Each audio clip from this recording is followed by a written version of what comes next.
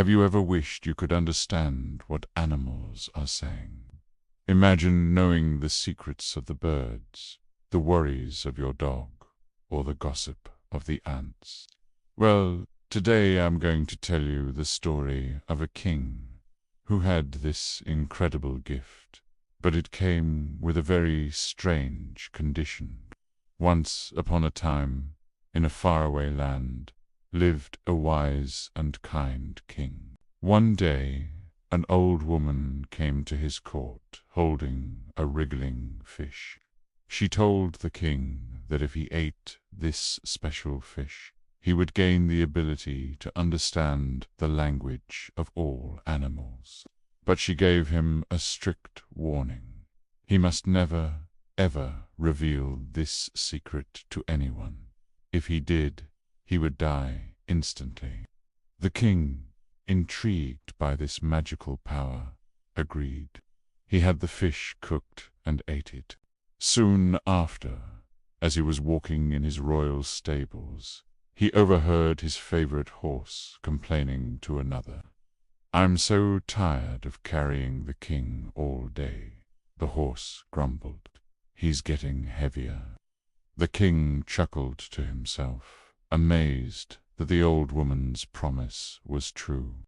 From that day on, life became much more interesting. He learned about hidden treasures from the crows and knew when a storm was coming from the frogs. His kingdom prospered because he could anticipate problems long before they happened, all thanks to his animal spies. One evening, the king was having dinner with his queen. A few grains of rice fell from his plate onto the floor. He watched as two aunts scurried over. One aunt said to the other, "Hurry, let's carry these back before the palace cleaners get them. This is a feast for our whole colony." The king couldn't help but let out a small laugh. The queen, seeing him laugh at seemingly nothing, became suspicious. "What are you laughing at?" she asked. The king just smiled and said, "Oh, it's nothing, my dear." But this only made her more curious. Day after day, she would see him smile or chuckle at the birds singing or the dogs barking, and she kept pressing him for an answer. "You must be laughing at me," she'd accuse. "Tell me your secret." The king, bound by his promise, refused, but the queen was persistent. She cried, she pleaded, she refused to eat. Her constant questioning began to weigh heavily on the king's heart. He loved his wife dearly and couldn't bear to see her so unhappy. Finally, torn between his love for her and his own life, he made a difficult decision. He decided he would tell her the secret, even if it meant his death. He thought, "What good is living if my beloved is miserable?" He gathered all his ministers and the people of the kingdom in the main square.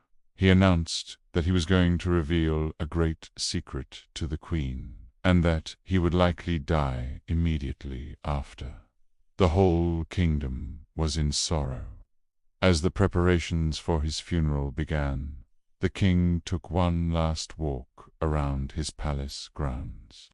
He passed by the pen where his old, loyal donkey and a rooster lived. He overheard the donkey weeping loudly. The rooster asked, "Why are you crying so much?" The donkey replied, "How can I not cry? Our good king is about to die, all because he can't handle one wife's curiosity." The rooster then puffed out his chest and said, "What a foolish king! I have 10 hens, and I manage them all perfectly.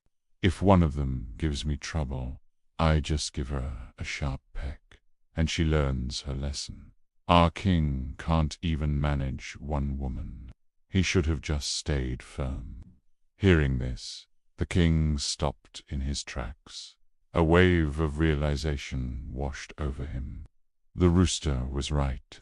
He had been so focused on pleasing his wife that he had forgotten his duty as a king and the value of his own life. He had been foolish to give in.